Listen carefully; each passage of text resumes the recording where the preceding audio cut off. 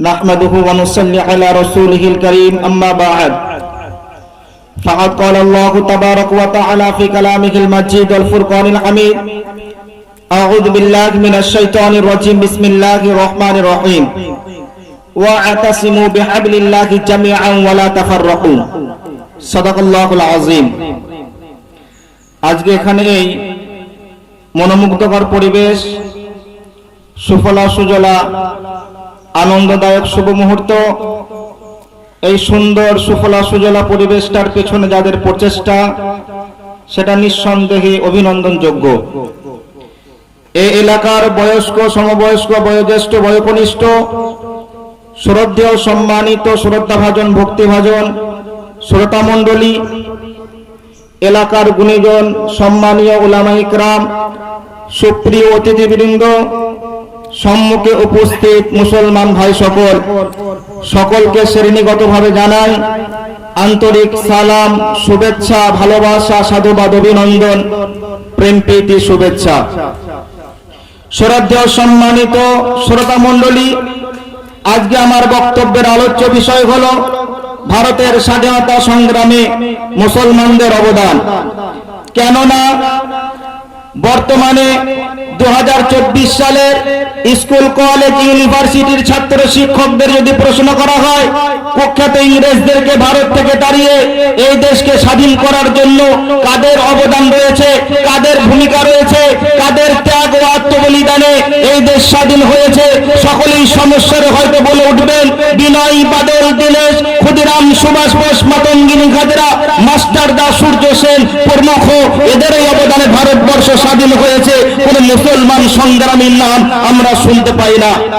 তাই প্রকৃত ইতিহাস থেকে কিছু তথ্য ভিত্তিক আলোচনা করলে বুঝতে পারবেন প্রকৃতপক্ষে এই ভারতকে স্বাধীন করার জন্য কাদের অবদান, কাদের ভূমিকা রয়েছে। ধারাবাহিকভাবে সব কথা বলতে গেলে সময়ের ব্যাঘাত ঘটবে, তাই জ্ঞানী মানুষদের জন্য স্বল্পই যথেষ্ট মনে করে কিছু অল্প কথা রাখছি। শ্রদ্ধেয় সম্মানিত শ্রোতা মণ্ডলী, আমাদের জেনে রাখা দরকার 1603 খ্রিস্টাব্দে কুখ্যাত ইংরেজ ভারতবর্ষে ইস্ট ইন্ডিয়া কোম্পানির নাম নিয়ে ব্যবসার উদ্দেশ্যে বাদশাহ জাহাঙ্গীরের আমলে ভারতে প্রবেশ করে, কিন্তু তাদের মূল উদ্দেশ্য ব্যবসা ছিল না, বরং ব্যবসার নামে দেশের সর্বত্রে নিজেদের আয়ত্তে এনে আস্তে আস্তে দেশের মাল ধন সম্পদ লুণ্ঠন করে নিজের দেশকে সমৃদ্ধ করা এবং ভারতবর্ষে ইংরেজ রাজ কায়েম করা। ইংরেজদের এই কুচক্রান্ত ও দুরভিসন্ধির কথা ভারতবাসীরা অনেকে জানতে বুঝতে পারলেও সাহস করে ভারতের কোন হিন্দু সন্তান তা প্রকাশ করতে পারেননি।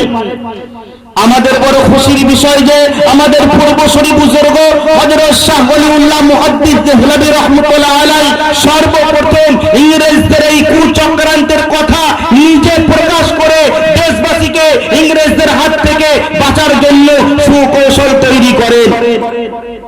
এরপরে ইংরেজরা যখন ছলে বলে কলে কৌশলে ভারতের বিভিন্ন প্রান্তে জোর দখল শুরু করে দিয়েছিল, তখন তাদের বিরুদ্ধে গর্জে ওঠে ময়দানে যুদ্ধের ঘোষণা করেছিল বাংলা এবং বিহারের স্বাধীন নবাব সিরাজউদ্দৌলা। সংগঠিত হয়েছিল 23শে জুন 1757 খ্রিস্টাব্দে পলাশির যুদ্ধ।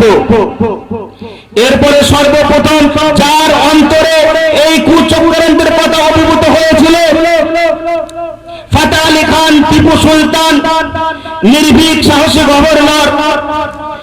তিনি অসাধারণ বিচক্ষণতা ও দূরদর্শিতার সাহায্যে বুঝতে পারলেন যে এই কুখ্যাত ইংরেজদের বিরুদ্ধে যদি সুনিয়ন্ত্রিত এবং সুগঠিত আন্দোলন না করা যায়, এই ইংরেজদের মোকাবিলা না করা যায়, তাহলে অতি সহজেই এরা ভারতবর্ষকে গ্রাস করে ফেলবে।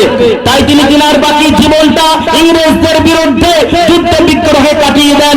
তিনার এবং ইংরেজদের মাঝখানে 3টে রক্তক্ষয়ী যুদ্ধ হয়। শেষ যুদ্ধে তিনি দেশের জন্য, জাতির জন্য সমাধিপত পান বীর মুজাহিদ বাদশাহ টিপু সুলতান 8ই মে 1779 খ্রিস্টাব্দে ইংরেজদের বিরুদ্ধে লড়াই করে দেশের জন্য শাহাদাত বরণ করেন এবং তিনি তাদের সামনে দাসত্ব বরণ এবং তাদের দয়ায় বেঁচে থাকার চেয়ে মৃত্যুকে প্রাধান্য দেন। তিনার ঐতিহাসিক ऐतिहासिक उक्ति हलो गीदड़ की 100 साल की जिंदगी से गीदड़ की 100 साल की जिंदगी से शेर की एक दिन की जिंदगी बहुत ज्यादा बेहतर है। এর অর্থ হলো শিয়ালের মতো 100 দিন বেঁচে থাকার চেয়ে বাঘের মতো একদিন বেঁচে থাকা তার থেকে অনেক গুণে ভালো। এরপর 1803 খ্রিস্টাব্দে মোগল সম্রাট বাহাদুর শাহজাহানের পতন ঘটিয়ে ইস্ট ইন্ডিয়া কোম্পানি ঘোষণা করেছিল যে আজ থেকে দেশে বাদশাহ সালামতের হুকুমত চলবে কোম্পানি বাহাদুরের। এই ঘোষণার বিরুদ্ধে গর্জে ওঠেন সেই কালের বীর মুজাহিদ শাহ ওলিউল্লাহ মুহাদ্দিস দেহলভী রাহমাতুল্লাহ আলাইহির সুযোগ্য সন্তান হযরত মাওলানা শাহ আব্দুল আজিজ মুহাদ্দিস দেহলভী রাহমাতুল্লাহ আলাইহি। তিনি দেশের বিভিন্ন প্রান্তে জ্বালাময়ী ভাষণ দিয়ে ইংরেজদের বিরুদ্ধে সংগঠন তৈরি করতে থাকেন।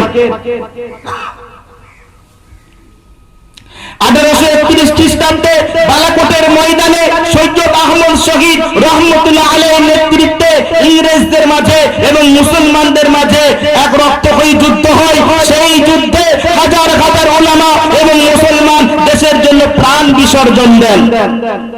1857 খ্রিস্টাব্দে হাজী ইমদাদুল্লাহ মুকাদ্দির মাক্কি রহমতুল্লাহ আলাইহির পৃষ্ঠপোষকতায় এবং দারুল উলুম দেওবন্দের প্রতিষ্ঠাতা হযরত কাসিম নানকি রহমতুল্লাহ আলাইহির নেতৃত্বে শুরু হয় এক মহাবিদ্রোহ। এই বিদ্রোহের পথ ধরেই ভারতের সৈন্যরা ইংরেজের বিরুদ্ধে ঝাঁপিয়ে পড়ে।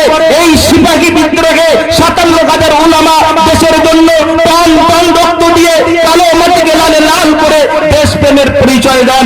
শুধু এখানেই শেষ নয়, শুনলে অবাক হবেন এই সিপাহী বিদ্রোহ ইতিহাসের পাতায় সিপাহী নামে পরিচিত বটে, কিন্তু আসলে এটা ছিল ইসলামী বিদ্রোহ। কেননা সেই যুগের ঐতিহাসিক গণ লিখেছেন এই সিপাহী বিদ্রোহ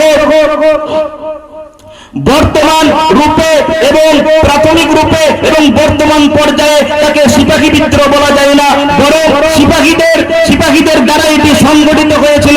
আসলেই এটা ছিল ইসলামী বিদ্রোহ। এই সিপাহী বিদ্রোহের পর জিটি রোডের দুই দিকের